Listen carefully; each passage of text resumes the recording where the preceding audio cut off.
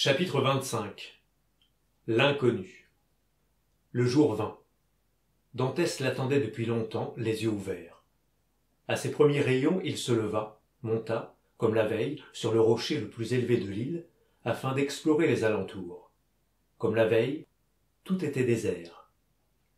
Edmond descendit, leva la pierre, emplit ses poches de pierreries, replaça du mieux qu'il put les planches et les ferrures du coffre, le recouvrit de terre, piétina cette terre, jeta du sable dessus, afin de rendre l'endroit fraîchement retourné pareil au reste du sol. Sortit de la grotte, replaça la dalle, amassa sur la dalle des pierres de différentes grosseurs, introduisit de la terre dans les intervalles, planta dans ces intervalles des myrtes et des bruyères, arrosa les plantations nouvelles afin qu'elles semblassent anciennes, effaça les traces de ses pas amassés autour de cet endroit, et attendit avec impatience le retour de ses compagnons. En effet, il ne s'agissait plus maintenant de passer son temps à regarder ses tors et ses diamants, et à rester à Monte Cristo comme un dragon surveillant d'inutiles trésors. Maintenant il fallait retourner dans la vie, parmi les hommes, et prendre dans la société le rang, l'influence et le pouvoir que donne en ce monde la richesse, la première et la plus grande des forces dont peut disposer la créature humaine. Les contrebandiers revinrent le 6e jour. Dantès reconnut de loin le port et la marche de la jeune Amélie. Il se traîna jusqu'au port comme Philoctète blessé, et lorsque ses compagnons abordèrent, il leur annonça, tout en se plaignant encore, un mieux sensible. Puis, à son tour, il écouta le récit des aventuriers. Ils avaient réussi, il est vrai.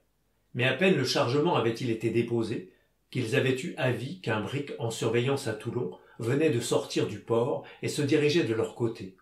Ils s'étaient alors enfuis à tire-d'aile, regrettant que Dantès, qui savait donner une vitesse si supérieure au bâtiment, ne fût point là pour le diriger. En effet, bientôt ils avaient aperçu le bâtiment chasseur, mais à l'aide de la nuit et en doublant le cap Corse, il lui avait échappé. En somme, ce voyage n'avait pas été mauvais, et tous, et surtout Jacopo, regrettait que Dantès n'en eût pas été afin d'avoir sa part de bénéfice qu'il avait rapportée, part qui se montait à 50 piastres. Edmond demeura impénétrable. Il ne sourit même pas à l'énumération des avantages qu'il eût partagés s'il eût pu quitter l'île, et, comme la jeune Amélie n'était venue à Monte Cristo que pour le chercher, il se rembarqua le soir même et suivit le patron à Livourne. À Livourne, il alla chez un juif et vendit 5000 francs chacun 4 de ses plus petits diamants. Le juif aurait pu s'informer comment un matelot se trouvait possesseur de pareils objets, mais il s'en garda bien. Il gagnait 1000 francs sur chacun. Le lendemain, il acheta une barque toute neuve qu'il donna à Jacopo en ajoutant à ce don 100 piastres afin qu'il pût engager un équipage, et cela à la condition que Jacopo irait à Marseille demander des nouvelles d'un vieillard nommé Louis Dantès et qui demeurait aux allées de Meillan, et d'une jeune fille qui demeurait au village des Catalans et que l'on nommait Mercédès. Ce fut à Jacopo à croire qu'il faisait un rêve. Edmond lui raconta alors qu'il s'était fait marin par un coup de tête, et parce que sa famille lui refusait l'argent nécessaire à son entretien, mais qu'en arrivant à Livourne, il avait touché la succession d'un oncle qu'il avait fait son seul héritier. L'éducation élevée de Dantès donnait à ce récit une telle vraisemblance que Jacopo ne douta point un instant que son ancien compagnon ne lui eût dit la vérité. D'un autre côté, comme l'engagement d'Edmond à bord de la jeune Amélie était expiré, il prit congé du marin, qui essaya d'abord de le retenir, mais qui, ayant appris comme Jacopo l'histoire de l'héritage, renonça dès lors à l'espoir de vaincre la résolution de son ancien matelot. Le lendemain, Jacopo mit à la voile pour Marseille. Il devait retrouver Edmond à Monte Cristo. Le même jour, Dantès partit sans dire où il allait, prenant congé de l'équipage de la jeune Amélie par une gratification splendide et du patron avec la promesse de lui donner un jour ou l'autre de ses nouvelles. Dantès alla à Gênes. Au moment où il arrivait, on essayait un petit yacht commandé par un Anglais qui, ayant entendu dire que les Génois étaient les meilleurs constructeurs de la Méditerranée, avait voulu avoir un yacht construit à Gênes. L'Anglais avait fait prix à 40 000 francs. Dantès en offrit 60 000, à la condition que le bâtiment lui serait livré le jour même. L'Anglais était allé faire un tour en Suisse en attendant que son bâtiment fût achevé. Il ne devait revenir que dans 3 semaines ou un mois. Le constructeur pensa qu'il aurait le temps d'en remettre un autre sur le chantier. Dantès emmena le constructeur chez un juif, passa avec lui dans l'arrière-boutique, et le juif compta 60 000 francs au constructeur. Le constructeur offrit à Dantès ses services pour lui composer un équipage. Mais Dantès le remercia en disant qu'il avait l'habitude de naviguer seul et que la seule chose qu'il désirait était qu'on exécutât dans la cabine, à la tête du lit, une armoire à secret dans laquelle se trouveraient 3 compartiments à secret aussi.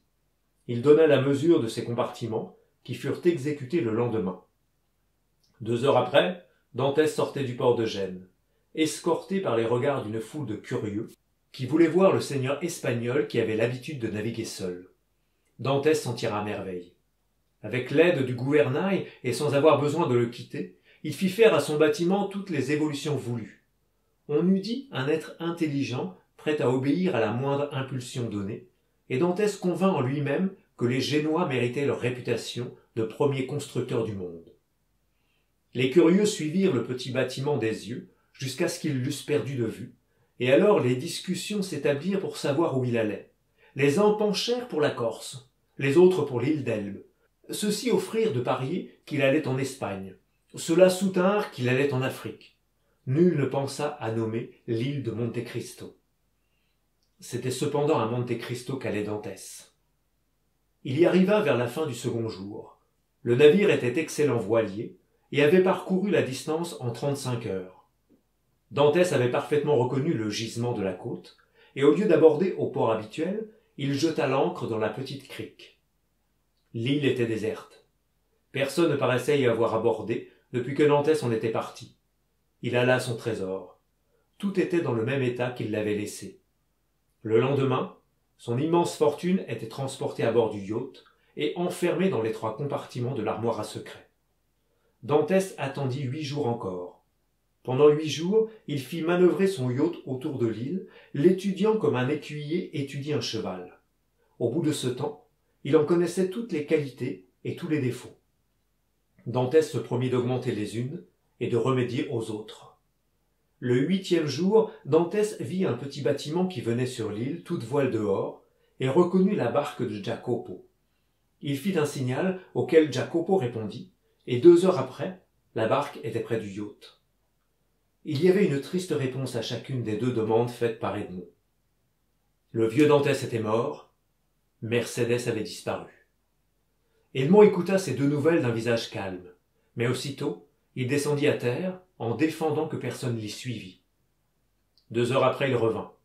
2 hommes de la barque de Jacopo passèrent sur son yacht pour l'aider à la manœuvre, et il donna l'ordre de mettre le cap sur Marseille. Il prévoyait la mort de son père, mais Mercédès, qu'était-elle devenue? Sans divulguer son secret, Edmond ne pouvait donner d'instructions suffisantes à un agent. D'ailleurs, il y avait d'autres renseignements encore qu'il voulait prendre, et pour lesquels il ne s'en rapportait qu'à lui-même. Son miroir lui avait appris à Livourne qu'il ne courait pas le danger d'être reconnu. D'ailleurs, il avait maintenant à sa disposition tous les moyens de se déguiser. Un matin donc, le yacht, suivi de la petite barque, entra bravement dans le port de Marseille et s'arrêta juste en face de l'endroit où, ce soir de fatale mémoire, on l'avait embarqué pour le château d'If. Ce ne fut pas sans un certain frémissement que, dans le canot de santé, Dantès vit venir à lui un gendarme. Mais Dantès, avec cette assurance parfaite qu'il avait acquise, lui présenta un passeport anglais qu'il avait acheté à Livourne, et moyennant ce laissez-passer étranger, beaucoup plus respecté en France que le nôtre, il descendit sans difficulté à terre. La première chose qu'aperçut Dantès, en mettant le pied sur la canebière, fut un des matelots du Pharaon. Cet homme avait servi sous ses ordres et se trouvait là comme un moyen de rassurer Dantès sur les changements qui s'étaient faits en lui. Il alla droit à cet homme et lui fit plusieurs questions auxquelles celui-ci répondit sans même laisser soupçonner, ni par ses paroles, ni par sa physionomie, qu'il se rappela avoir jamais vu celui qui lui adressait la parole. Dantès donna au matelot une pièce de monnaie pour le remercier de ses renseignements. Un instant après, il entendit le brave homme qui courait après lui. Dantès se retourna. « Pardon, monsieur, » dit le matelot, « mais vous vous êtes trompé sans doute. Vous avez cru me donner une pièce de 40 sous, et vous m'avez donné un double Napoléon. »« En effet, mon ami, » dit Dantès, « je m'étais trompé, mais, comme votre honnêteté mérite une récompense, en voici un second que je vous prie d'accepter pour boire à ma santé avec vos camarades. » Le matelot regarda Edmond avec tant d'étonnement qu'il ne songea pas même à le remercier, et il le regarda s'éloigner en disant « C'est quelque nabab qui arrive de l'Inde. » Dantès continua son chemin. Chaque pas qu'il faisait oppressait son cœur d'une émotion nouvelle. Tous ces souvenirs d'enfance, souvenirs indélébiles, éternellement présents à la pensée, étaient là, se dressant à chaque coin de place, à chaque angle de rue, à chaque borne de carrefour. En arrivant au bout de la rue de Noailles, et en apercevant les allées de Meillan, il sentit ses genoux qui fléchissaient, et il faillit tomber sous les roues d'une voiture. Enfin il arriva jusqu'à la maison qu'avait habitée son père. Les Aristoloches et les Capucines avaient disparu de la mansarde, où autrefois la main du bonhomme les treillageait avec tant de soin. Il s'appuya contre un arbre, et resta quelque temps pensif, regardant les derniers étages de cette pauvre petite maison.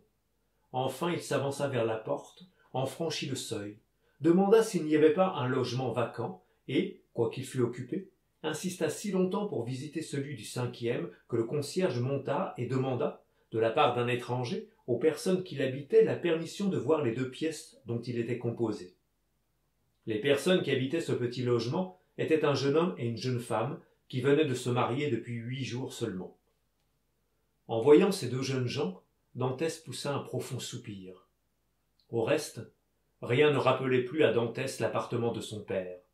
Ce n'était plus le même papier. Tous les vieux meubles, ses amis d'enfance d'Edmond, présents à son souvenir dans tous leurs détails, avaient disparu.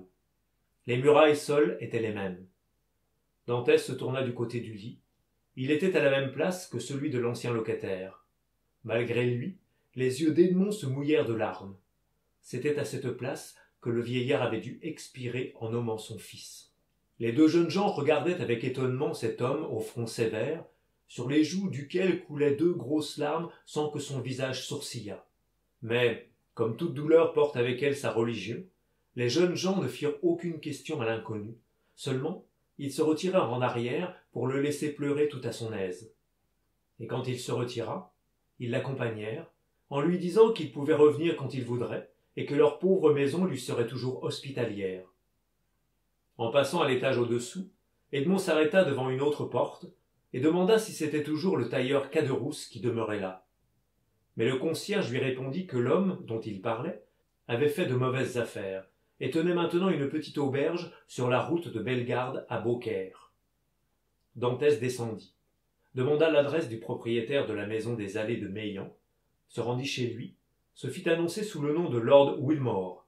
C'était le nom et le titre qui étaient portés sur son passeport, et lui acheta cette petite maison pour la somme de 25 000 francs. C'était 10 000 francs au moins de plus qu'elle ne valait.